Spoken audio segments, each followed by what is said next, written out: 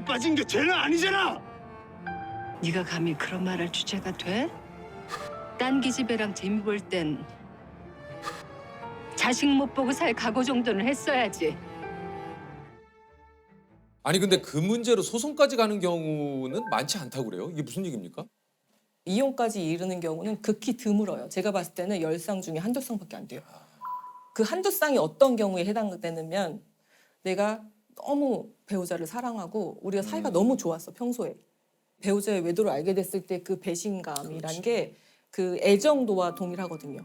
내가 사랑했던 만큼 배신감이 너무 커서 그래서 더 이상 이제 마주할 수 없어서 이혼에 이르는 그다음 나머지 10%는 어떤 거냐면은 원래 대면대면했어. 그러니까 원래 대면대면해서 정서적 육체적으로 거의 단절된 상태. 거의 그러니까 서로 사생활 터치하지 않고 각자 살아가고 법리로만 유지하고 있는데 이 김에 이혼하자. 다 합쳐서 10% 20% 내고 나머지는 사실은 애정도라는 것이 막 이렇게 가장 정점에 있을 때가 결혼을 하고 그다음에 이제 혼인생활 유지하면 이렇게 떨어지잖아요. 맞죠? 네. 동의를 구합니다. 아 자꾸 네. 그러면 대부분의 이제 제가 생각하는 애정도라는 게 그 뭐 30에서 70 사이로 왔다 갔다 하는 거예요. 근데 그런 과정에서 아이의 문제도 있고 사회적인 어떤 자존심도 있고 그다음에 또 사실은 내가 누구 좋으라고 이혼해 주냐 이런 마음도 있잖아요. 그러니까 내가 애정만으로는 이제 이혼까지 결심하는 건 사실은 힘든 게 어디 우리 부부 아니겠습니까? 아 그러니까요. 그러니까 아, 진짜 소송까지 안 하는 경우가 굉장히 많고 이혼은 정말 힘들죠. 사실 그래요. 이혼을 결심하는 건 정말 힘들어요. 맞아요. 그러면 이제 남편분하고는 사이가 좋으시죠? 그러니까 남편하고 사이가 좋으려면 좋다기보다는 이제 저도 말이 아니, 많아지네요. 갑자기 근데 서로 왜 이런 질문을 아니 궁금한 게 많은 분들이 이제 배우자를 맞아요. 서로가 선택을 할 때 이런 점을 좀 주의했으면 좋겠다라는 것도 있고 이런 점 때문에 이 사람을 선택한다는 경우도 있잖아요. 맞아요. 네. 그러니까 선택하신 이유가 있을 거 아니에요. 그러면. 그때는 제가 너무 어렸죠. 아 나 변호사야 진짜.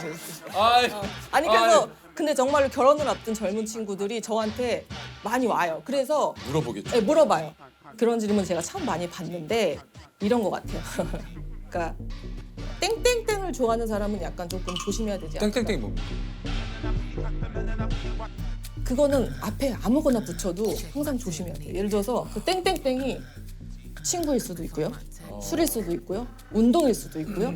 배우자가 내 남자친구 여자친구가 어떤 걸 되게 좋아해. 캠핑을 되게 좋아해. 그래서 연애 때는 저게 되게 멋있어 보였어. 괜히 굉장히 그렇지. 멋있어 보였어. 근데 예. 나는 막 그렇게 좋아하진 않았어. 근데 뭐 따라다니고 해서 굉장히 좋았는데 결혼 이후에도 여전히 캠핑을 좋아하는데 거기에 시간과 비용을 쓰잖아요. 네. 그럼 사실은 항상 갈등이 생기기 맞아요. 마련이거든. 그렇잖아요. 맞아요. 그렇잖아요. 네. 그래서 실제 그래요. 땡땡땡을 좋아한다 하면은 사실 이건 조금 그래서 무취향인 사람 만나야 된다. 내가 항상 그래. 그래서 막 취미 몰두하는 사람 이런 거 조심해라. 거기 돈과 시간을 쓰니까 갈등 생각하는데 이제 제 취미가 항상 그런 거거든요. 이렇게 막 주말에 밤새서 제 취미가 웹툰하고 웹소설 보는 거거든요. 예. 거기에 막 한 달에 수십만 원 써. 진짜. 막 코인 캐시를 막 하다 보면은 저는 뭐 리트북스 VIP입니다. 리트북스 아세요? 리트북스. 사실 뭐 저도 혹시 그러면 취향이 같은 거는 괜찮은 거 아닙니까? 취향이 같으면 사실은 그게 같이 술을 좋아해요. 크게 문제가 안 될 수 있죠. 그렇죠. 네, 같이 뭐 친구들 만나는 거 취미를 좋아해요. 공유한다. 네, 같이 여행 가는 거 좋아해요. 이런 거는 괜찮은데 이게 공유되지 않을 수 있는 거는 이제 사실은 좀 되게 힘들죠. 맞아. 네, 내가 네. 참는다. 네, 맞아요. 내가 나아지겠지. 이런 것은 상당히 또 나중에 갈등의 씨앗이 될 수 있어요. 그런 건 좀 조심하셔야 될 것 같아요. 아니 예전에 사실은 한 그 우리 몇 년 전에 변호사님이 나오셔서 전 그 얘기 들었을 때 진짜 깜짝 놀랐어요. 네. 그러니까 앞집에 갔는데 갑자기 그 집에서 키우던 반려견이 내 남편을 너무 반갑게 맞이하더라고요. 어느 날 옆집을 가는데 남편이 옆집 비밀번호를 이거 뭐야? 이게 진짜 드라마가 아니고 기분 탓이겠지 이러고 그런가 들어갔는데 강아지들이 갑자기 막 꼭 주인한테 대하듯이 와 이거 소름 돋는다. 배를 깎구나 거의. 그 얘기 듣고 진짜 소름이 좀 돋았거든요. 그러니까 이 좀 상상도 못할 기막힌 그 사례들도 굉장히 좀 많을 것 같아요. 외도가 어디서 많이 일어나나요? 뭐 이렇게 많이 질문을 하시는데 저는 대답 정해져 있어요. 지금 질문하시는 여러분이 혹시 여기 있는 여러분이 상상할 수 있는 곳과 상상할 수 없는 곳 모두에서 일어납니다. 라고 말씀을 그냥 드리는 거예요. 근데 이제 제가 어떤 경험했던 것 중에서 굉장히 충격적인 사건은 어떤 거냐면은 화목한 가정이었어요. 아이 둘이 있는 가정이었는데 이제 저희 의뢰인이 남편분이셨거든요. 근데 어디 뭐 A라는 동네에서 잘 살고 있는데 갑자기 부인이 약간 멀리 떨어진, 굉장히 멀리 떨어진 자기 직장하고 남편 직장하고도 멀리 떨어진 어디 B라는 지역에 갑자기 연고도 없는데 거기 이사를 가자고 자기가 다 알아봤으니까 거기 뭐 되게 가자. 그래서 이상하다. 근데 뭐 거기가 뭐 학군도 좋고 무슨 뭐 인프라도 좋고 하니까 가자 해서 그런가 보다라고 갔대요. 그래서 가서 이제 뭐 근처에 사는 어떤 같은 또래의 엄마랑 친해진 거죠. 주말에 같이 놀러도 가고 캠핑도 가고 같이 굉장히 친해진 집이 있었는데 본인 집에서 같이 아이들을 재우고 술을 먹다가 이제 잠이 들었죠. 근데 이제 새벽에 화장실에 딱 가려고 문에 딱 나오는데 이제 소파에서 자기 부인이랑 그 저쪽 편 남편이랑 이제 어떤 부정한 행위가 있었던 거죠. 난리가 났죠. 그래서 난리가 나서 부인의 휴대폰을 이제 확인을 하기 시작을 하신 거예요. 그랬는데 그쪽 집 남편하고 우리 집 와이프랑 되게 친하게 우리 집 둘째 얘기를 되게 많이 하는 거예요. 둘째가 아픈데 같이 병원 가줄까? 둘째가 그러니까 그거는 좀 그러니까 둘째가 그 상대방 남편의 아이. 맞아요. 네. 둘이 나중에 알고 보니까 둘이 결혼 전에 사귀었던 사이였는데 이제 뭐 집안의 반대 때문에 헤어지고 현재 이제 남편이랑 결혼을 했음에도 불구하고 계속 외도 관계를 이어가면서 거기서 이제 아이까지 출산을 했는데 그 아이를 우리 의뢰인의 자식으로 이제 그렇게 거짓말을 하면서 본인의 상간남, 그러니까 친아빠죠. 거기에 있는 동네로 이사까지 가서 친하게 지내고 그렇게 하면서 가능해요. 아 근데 이 진짜 남편과 이 참 아이들도 그렇고 이 배신감과 이게 참 진짜 참 뭐 세상에 어떻게 이런 일이 일어날 수 있을까 하는 진짜 생각이 그거 들어요. 뭐 영화나 드라마에서 아니 그러니까요. 그럼 그거는 이제 어떻게 해결이 됐습니까? 뭐 이혼을 하고 그다음에 뭐 이제 그 아이가 혼외자 애가 둘째였거든요. 첫째는 아빠가 키우고 둘째는 이제 그쪽에서 알아서 했는데 제가 그때 사건을 담당했을 당시까지도 그 상대방 측 부부 있잖아요. 그러니까요. 거긴 이혼을 안 했어요. 예? 거긴 이혼을 안 했어요. 아니 저는 지금 그 얘기하려고 그랬는데 아니 이쪽 그 남편분도 남편분이지만 그쪽 아래. 저쪽 아내분은 또 어땠을까 했는데 그러니까 참 알 수 없는 게 부부의 세계인 거예요. 예. 뭐 이게 진짜 얘기를 들어도 너무 이게 좀 굉장히 좀 충격적인데 아니 그 소송을 진행하다 보면은 진짜 이게 분노하거나 좀 화나는 일도 굉장히 좀 많으실 것 같아요. 많아요. 그 예. 남자분이 이제 아내 외도 때문에 상담을 오셨어요. 그래서 이혼은 좀 하기 힘들고 우리가 많이 하는 게 사실은 상간자를 상대로 하는 손해배상 청구 소송, 위자료 소송을 많이 하거든요. 그거라도 진행을 하고 싶다라고 말씀을 하셔서 그 남자분이 정말 많이 우셨고 그래서 고민 끝에 소송을 하기로 했어요. 그래서 소장 초안을 법원에 접수하기 전에 당사자한테 확인을 시키는 절차를 거치거든요. 그래서 파일을 보내드리고 이렇게 작성을 했으니까 확인을 해주세요. 그러고서 기다리고 있는데 며칠째 이제 연락이 계속 없으신 거예요. 한 일주일 정도 기다렸나? 그런데 여전히 카톡에 일이 안 없어진 거예요. 이제 운전을 하고 가고 있는데 딱 전화가 모르는 번호로 전화가 온 거예요. 그래서 자기 누구누구 부인인데 남편 죽었다. 자살을 하신 거겠죠.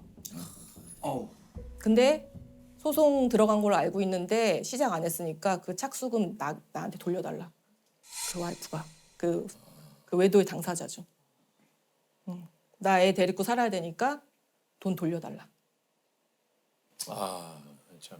이건 제가 안 돌려도 되거든요, 사실은. 사실은 예, 계약이 다 예. 됐고 뭐 진행이 다 됐기 때문에. 근데 제가 그냥 조의금으로 돌려줬어요, 그냥. 네. 그러니까 오셔가지고 이혼을 고민을 하시고 한참 본인의 이제 사연을 얘기를 하시고 저 이혼해야 되는 게 맞는 거죠? 이거를 꼭 확인을 받고 싶어 하시거든요. 저는 항상 정해져 있어요, 대답은. 선생님이 이혼을 하시겠다고 하면은 재판상 이혼 사유는 해당돼서 이혼은 될 것 같습니다만 대신에 저의 얘기, 그 다음에 주변 사람들의 얘기를 전혀 듣지 마십시오. 왜냐하면 그렇죠. 예, 그 사람들의 선택대로 했다가는 나중에 후회하실 수 후회하니까. 있고 예, 내 인생의 그, 결정이니까 그렇죠. 그 인생을 대신 살아줄 수 없기 때문에 본인의 마음이 최종 결정하는 대로 하시는 게 좋겠습니다라고 하시죠. 아무래도 변호사님이시니까 이게 뭔가 어떤 다툼이나 이런 게 있어도 뭔가 좀 이렇게 논리적으로 탁탁 뭔가 이렇게 좀 되지 않을까. 그러니까 이게 참 고정관념이죠. 이렇게 그래요. 그 이혼 전문 변호사는 무슨 뭐 이렇게 뭐 증거 막 확보하고 살 것 같고 뭔가 이렇게 딱딱 찍어가지고. 그렇잖아요. 막 이렇게 할 것 같은. 그거 우리 배우자도 사실은 그런 질문을 많이 받겠죠. 아내가 이혼 전문 변호사고 약간 이혼 씬에서 예, 약간 예. 좀 유명하잖아요. 이혼 씨. 알죠? 힙합 씬 같이. 예. 약간 이혼 씬에서 약간 유명하니까 약간 후덜덜 할 것 같기도 막 그런 이제 이미지가 있잖아요. 정말 오해예요. 왜냐하면 저희는 제 배우자보다 편하게 살고 있는 사람이 없거든요. 왜냐하면 저는 싸움을 하지 않는 법을 알고 있어요. 그러니까 이혼하지 않는 그럼 어떻게 하면 싸움을 안 합니까? 되게 슬픈 얘기인데요. 이제 저는 신혼 초에 이런 걸 깨달은 거예요. 신혼 초에 우리 배우자가 연락이 안 돼. 그러니까 그 무슨 집들이를 간다고 하면서 연락이 친구 집에 집들이를 간대요. 밤 10시부터 11시부터 연락이 안 되는 거예요. 근데 새벽 3시, 4시까지 연락이 계속 안 되는 거예요. 그럼 그 긴 시간에 이제 기다려 보신 분은 알겠지만 10분이 10시간 같아요. 그래요. 그렇잖아요. 새벽에. 혹시라도 또 뭔 일 났나. 네, 막 분노했다가 걱정했다가 네, 무슨 뭐 여러 가지 감정이 거치면서 이미 내 마음속에 이혼을 했어. 이미. 이제 나는 이제 막 싸우려고 이제 준비를 하고 있는데 이제 상대방이 자기는 친구 집에 가서 술을 먹다가 피곤해서 잠이 들었고 잠을 잔 죄밖에 없다. 그래서 전화 연락을 못 받은 거는 자기의 잘못이 아니다. 아니 그거는 이제 어찌됐든 간에 네. 내 아내에게 그거를 제대로 얘기하지 못하고 잡는 거는 내가 오늘 늦게 올 수 있다. 친구하고 좀 뭐. 이것이 나의 입장. 이것이 나의 입장이고 상대방의 입장은 본인이 뭐 이렇게 부끄러운 짓을 안 했기 때문에 그런 거잖아요. 기본 전제는 그거겠죠. 그래서 자기는 피곤해서 잠든 죄밖에 없는 거니까 그거에 대해서 화를 몰고 책망하는 내가 잘못이다. 라는 걸로 되게 크게 싸운 적이 있었거든요. 저는 그때 되게 크게 깨달았죠. 인간은 이해하는 존재가 아니다. 라는 걸 깨달았죠. 그냥 그 사람은 그냥 받아들이는 거지. 그 사람을 이해하려는 노력을 하는 순간 우리의 결혼 생활은 고통이 되겠구나. 라는 거를 해서 그런 사람. 나는 이런 사람. 그러니까 다름을 인정합니다. 다른 인정을 하는 거예요. 그렇게 하는 순간 이제 사실은 갈등이 굉장히 저감되죠. 이혼에 이르는 가장 큰 이유는 사실은 일상을 공유하기 때문에 나의 생활 방식, 나의 가치관을 상대방한테 강요하는 경우가 굉장히 그건 맞아요. 많잖아요. 네. 그렇죠? 그래서 우리 또 배우자 얘기를 또 하게 되면은 우리 배우자가 이제 습관이 석 같은 거 쓰고 제자리에 안 놓는 거. 근데 우리의 배우자는 항상 이제 컵을 항상 이렇게 유유하게 이렇게 먹고서 항상 저 멀리 이제 소파에 다리 밑에다가 놔요. 뭔지 알아요. 다리 밑에다가. 뭔지 알아. 그다음에 먹고 위에 보이기는 그러니까 밑에다 놓은 거지. 창틀에 놓고 이렇게 커튼에 쳐서 안 보이는. 양말도 항상 자기가 어디에 있던 간에 그 자리에 놓고서 자기는 사라지는 그런 스타일인데 이제 그게 이제 사실 눈에 걸리잖아요. 걸리죠. 양말도 항상 그래 놓잖아요. 근데 저 변호사님 얘기하다 보니까 변호사님도 화가 좀 많이 나신 것 같아요.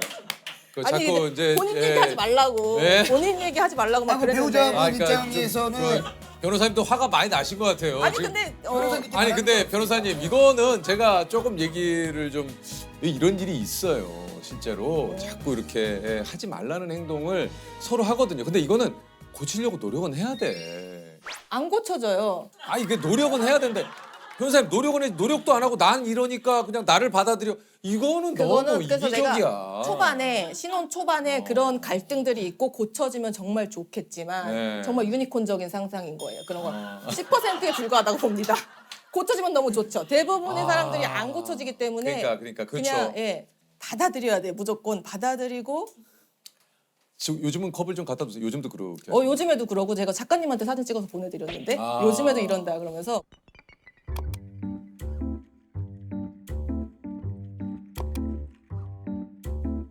근데 이제 좀 두세요. 이제는 제가 뵌 적도 없고 그렇지만 좀 부탁드릴게요. 근데 또 좀 배우자 주세요. 배우자님 입장에서 또 할 얘기 있지 않을까요? 잔 10개 가운데 한 반 정도 한 30%라도 좀 조금씩 한번 갖다도 보세요. 정말 제가 그래서 제가 별명 박보살이에요. 아, 진짜로. 보살님. 정말. 굉장히 이미지보다 굉장히 이렇게 네. 평탄하게 그냥 모든 걸 받아들이니까. 그러니까. 근데 이제 며칠 전에 제가 되게 정성을 들여가지고 로봇 청소기를 드렸단 말이에요 집에. 네. 그거를 막 되게 새하얗고 되게 예뻐요 로봇 청소기가. 그리고 이제 본인이 충전을 할 수 있도록 알아서 이렇게 해주죠. 집도 이렇게 있어요. 집. 맞아요. 스테이션이 이렇게 있거든 계집처럼 이렇게 되게. 거기에 이제 까만 양말이 올라가 있는 거야. 그거는 못 참겠더라고 진짜. 아니 근데 양말을 왜 거기다 두세요? 아 제가 아는 동생이면 한마디 했을 거예요. 야 좀 치워라. 야 좀 너 너무한다 진짜. 야 그건 아니야.